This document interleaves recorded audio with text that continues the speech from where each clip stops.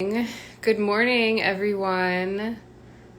I think it just turned 7:30. Okay, good morning. Welcome. If you're tuning in live or if you're tuning in later, welcome back to day 4 of the 5-day meditation challenge with Devoted Heart Lauren. You can follow me on Instagram, on Facebook. My name is Lauren Hemley. And so this is live and the replays will be saved in both places. So today our theme is about discipline and balance. Discipline and balance. Oh, and by the way, I am, as promised, I'm in a different location today. Today I'm seated at my kitchen table / office workspace. And so I mentioned that you can meditate anywhere. And, I do recommend finding a consistent place that you can meditate just as a means to deepen your practice. So when you're in the same place, then there's not, the unknowns and the need to switch things up and recreate whatever comfort every day. But you can meditate in different places, and that also allows you the flexibility of meditating when you go on vacation or when you are at a friend's house, when you're with your family, whatever. So here I am in my kitchen, sitting at the kitchen table to meditate. Good morning, Jennifer. Thanks for joining. So today's theme, as I was starting to say, is discipline and balance. Discipline and balance. So discipline is like a tough word and concept for some of us. Good morning, Danny. Welcome. Thanks for joining. Good morning.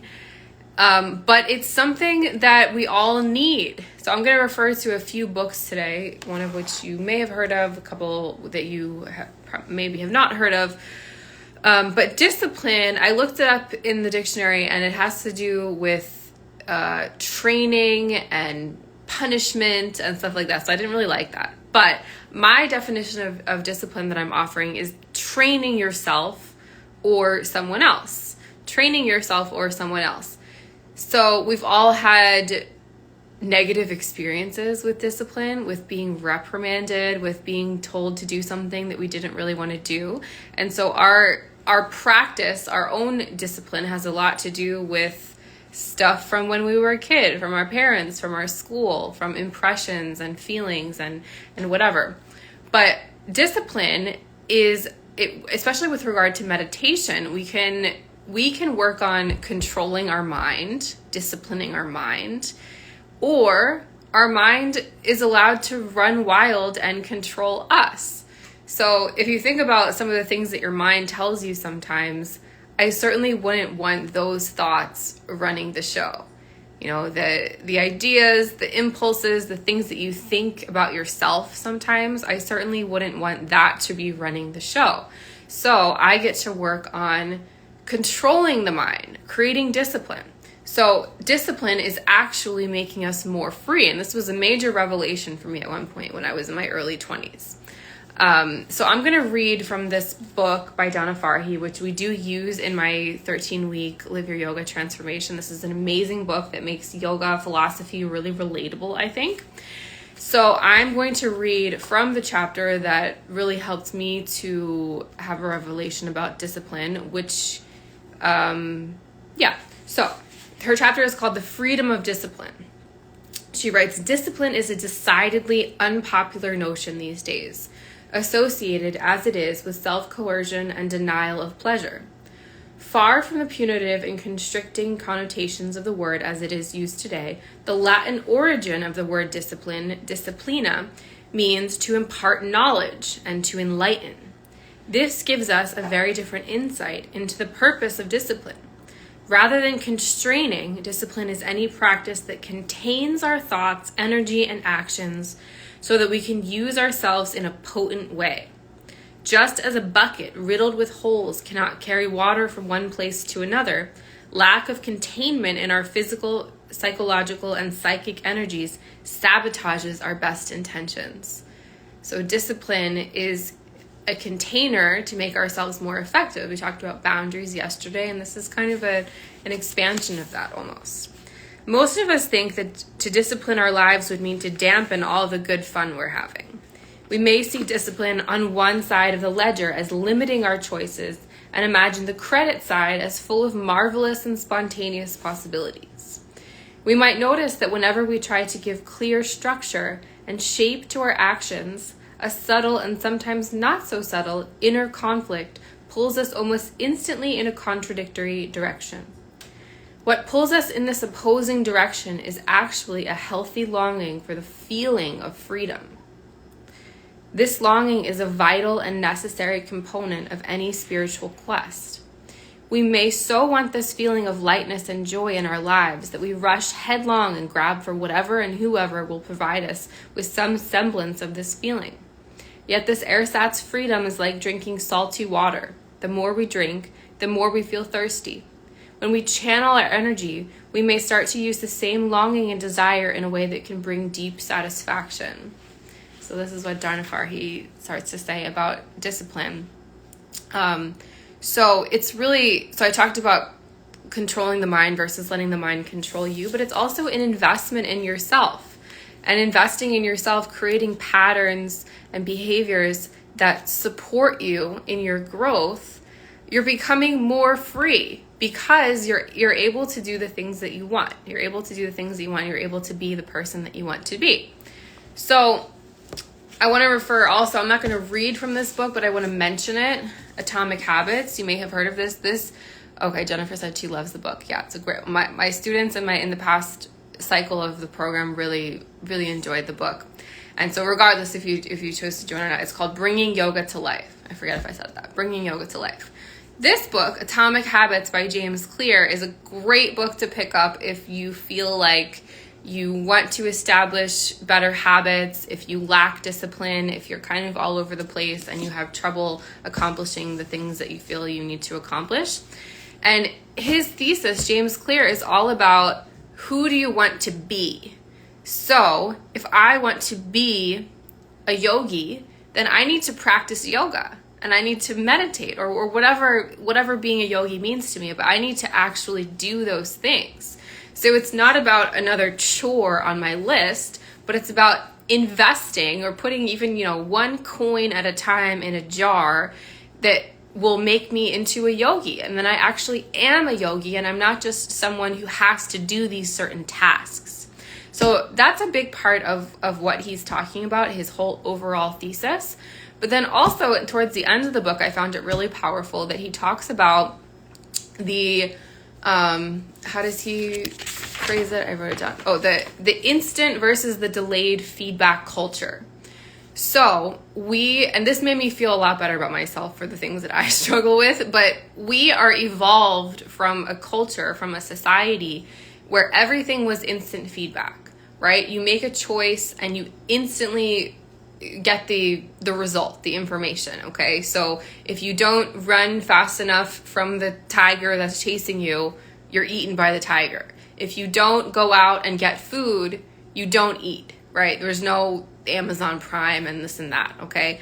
But we have evolved based on our societal developments, okay, into a delayed feedback culture or society. So the choices that we make, we don't experience the results of them until much later. So while it might seem really difficult for me to wash my dishes right after I cook, this is a thing for me, that might seem really difficult, and I might rather sit around, eat a dessert, lay on the couch, pet my cat, Eventually, I'm going to have to deal with those dishes, but it's hard for me in my mind, and this is based on like biology and like the evolution of our bodies and minds. It's hard for me to fully comprehend the fact that I'm going to have to deal with this thing later. Okay, so I'm just all about instant gratification. What will feel good for me now? What will create the results that I want to experience now, as opposed to seeing the big picture and how this is something that's going to cause me suffering later because all the dishes have built up, I didn't meditate for a week, I didn't practice yoga, all of a sudden I feel very out of integrity with my identity as a yogi, all of this stuff. So we get to honor that we are evolved from a culture and a species that was, receiving feedback instantly. So that instant gratification thing, it's very much ingrained and wired in our brain. So that's okay. But now we're in a lifestyle and a culture where we have to be more, we have to think into the future a little bit. We have to think about, what is the big picture? What am I investing in? Not only what do I want to feel right now, but who do I want to be and what do I want to create in the bigger picture? Okay, so I highly recommend Atomic Habits really for anyone. Yeah, great book. And then the last thing, so I want to bring in the balance piece. The balance piece, because it's not that we want our entire lives to be fully planned out and super structured, and every minute of the day is a thing that you're doing that feels like work, and you're investing in the future, and and you're doing difficult things and all of that. We also want to enjoy, we want to relax, we want to be spontaneous, we want to have fun.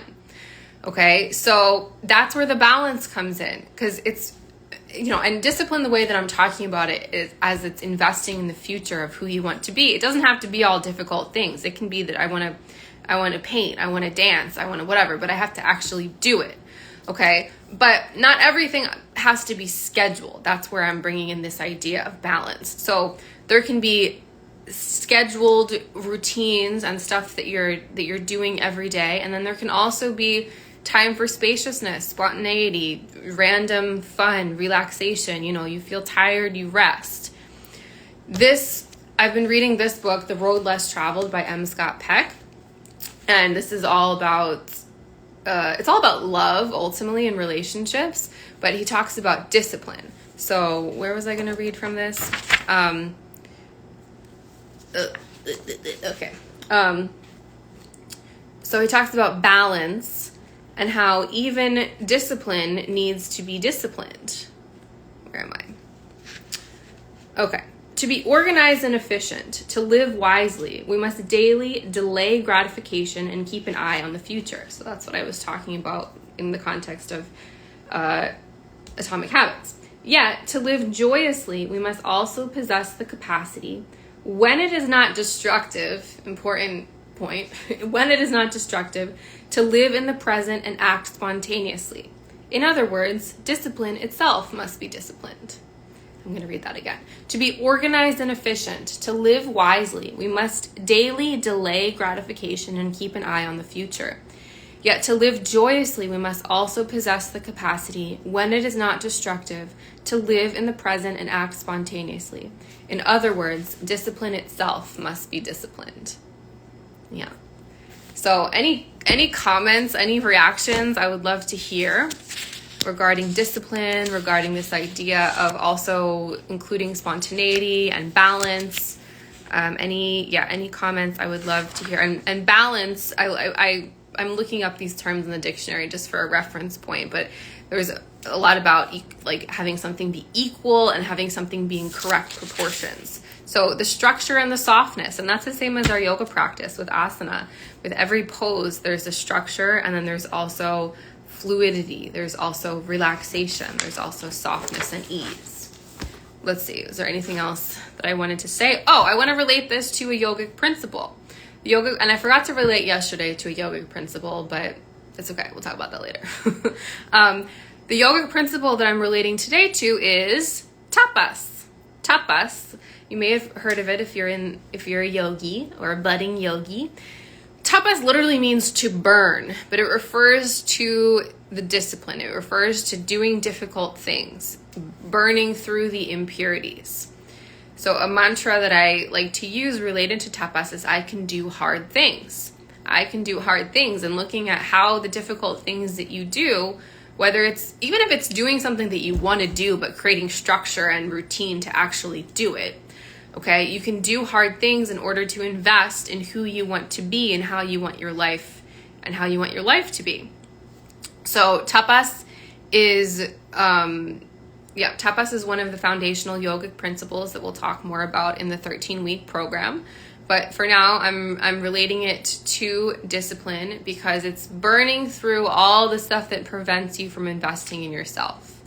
Burning through the idea that, oh, it's too hard, I can't do it, and onward. So working on controlling the mind and the body to a certain degree, rather than letting these things control you, so that you can become more free. So the homework, so you have the action and you have the journal prompt. The action for today is do something that you've been avoiding in order to invest in the belief that you are capable of doing hard things. Do something that you've been avoiding. So this is kind of similar to yesterday's homework. I said create a container for yourself and do something. Yesterday was designed more to be about doing something that you love, that you want to do. And today is more designed to be doing something that maybe you don't love so much, that you don't necessarily want to do, but it's going to help you to move forward and be the person that you want to be. So do something that you've been avoiding in order to invest in the belief that you are capable of doing hard things. Okay, investing in the belief. And then the journal prompt, what is your history with discipline and why?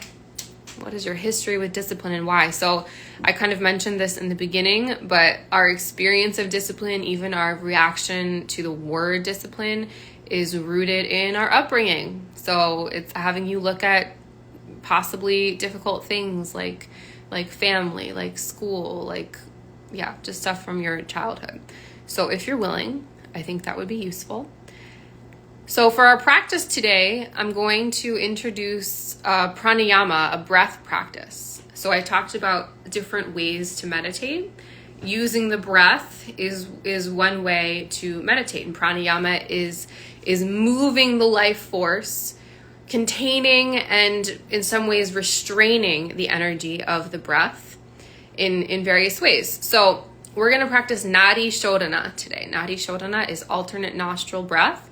And so I'm bringing this in because of the idea of balance that we talked about. So the structure and the softness. So we're going to be breathing through the left nostril and the right nostril separately and creating balance. And this is I find it to be very cooling and calming breath. I've used it when I'm having really bad anxiety. And it's also just a really nice breath practice to do in the morning, in the evening, whenever. But it's something to incorporate and explore. So you'll take your right hand and your two peace fingers. These fingers can either be tucked under or they can touch your third eye if that's something that resonates with you. I usually take my glasses off when I do this, but I'm just going to do it like this for now. So, and then I'm bringing my thumb to gently press the right nostril and my pinky finger and ring finger and maybe pinky finger to gently press the left nostril. And I'm keeping my fingers connected to my nose the entire time. So not taking them off like this, keeping them connected and just gently putting a little bit of pressure right where the hard bone of the nose meets the soft cartilage of the nose. And we're gonna inhale through just the left side. So gently pressing the right side. And then cover the left side and exhale just through the right side. Inhale just through the right side. Exhale left. Inhale left. Exhale right. Oh, hi, Jeanette. Inhale right. Exhale left. Inhale left. Exhale right. Continue.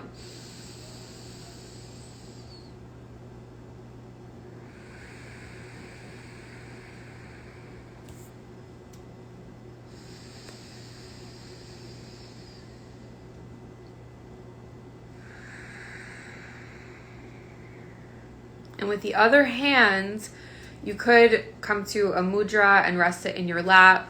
I personally like to cheat because my arm gets tired and I kind of tuck one arm under the other to support my hand to stay up.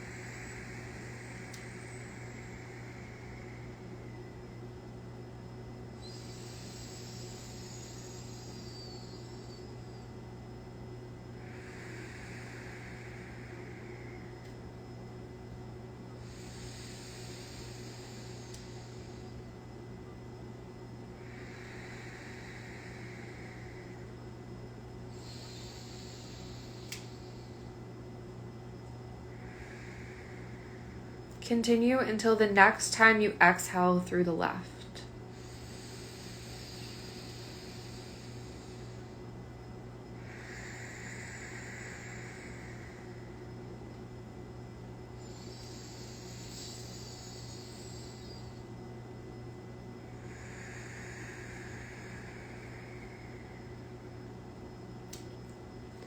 When you're complete, release your hand. If your eyes are closed, keep them closed, or you can close them. If you're doing something while you're watching this, I think, Jeanette said she's washing the dishes.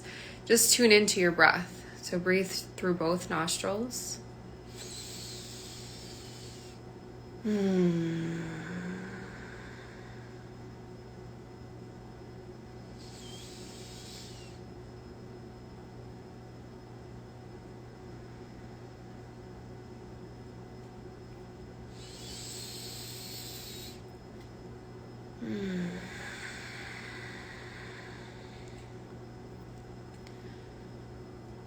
Bringing into your mind and heart, who do you want to be? Who do you want to be? And how, through the practice of discipline, can you begin to train yourself to be that person, investing one day at a time, one practice at a time, one action at a time, or even one inaction at a time. If I want to be someone who is positive and confident, I'm going to practice eliminating negative self-talk.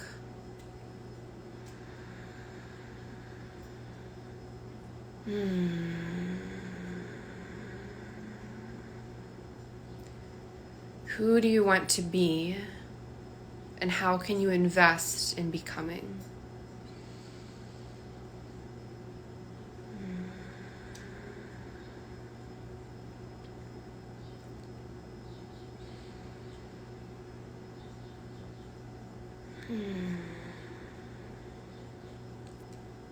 So do you want to become a yogi? Do you want to be someone who meditates?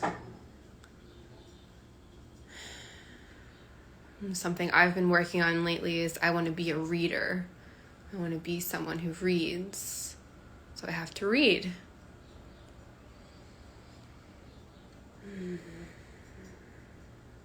Who do you want to be? And how can you begin to invest in becoming? Even if it's difficult. And trusting that you are capable of doing even things that are hard.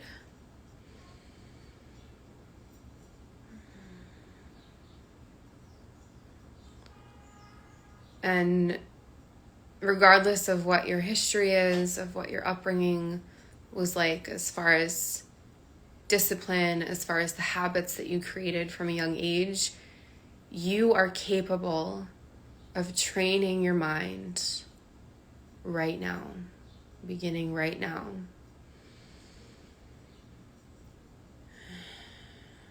You are capable of creating habits that support you, of using the practice of discipline to make yourself more free. So you're not trapped by your past, you're not trapped by any limiting beliefs or negative thoughts in your mind. You are free.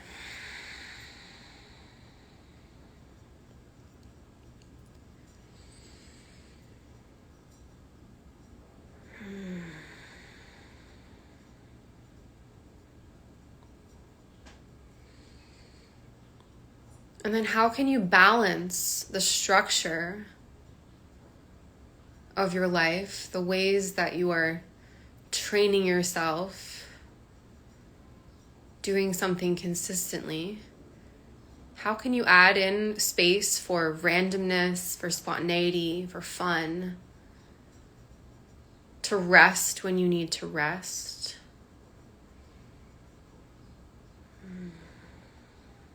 So rather than scheduling every moment of your life,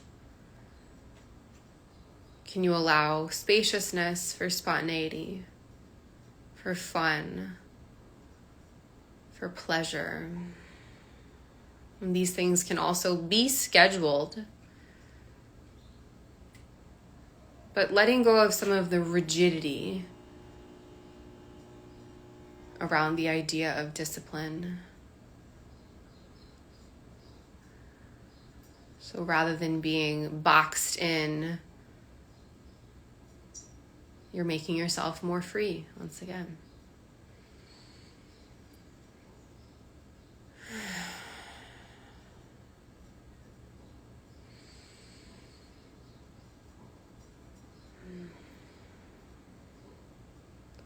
How can you create the feeling of freedom by reinforcing all that you're capable of? Reinforcing all that you're capable of. So even the things that are difficult, the things that you avoid, you are capable of. And so creating the freedom to choose. Creating the freedom to choose what you're investing in, the life that you're creating, the beliefs that you have about yourself.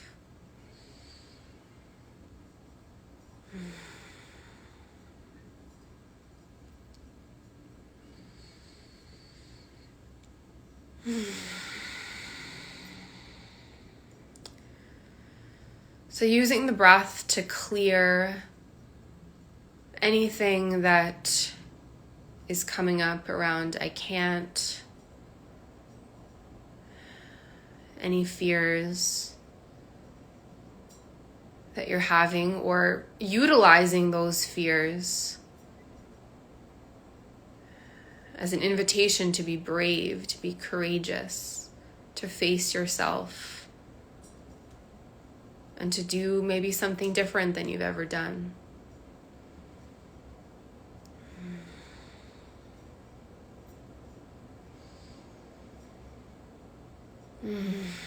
Using the breath to clear space and to balance structure and softness.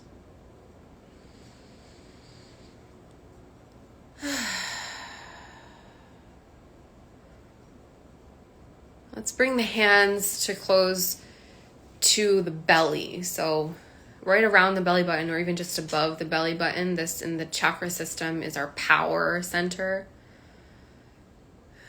So how we wield our power in the world, the fire that allows us to burn through impurities and create what we want. Exhale all the air. Inhale. And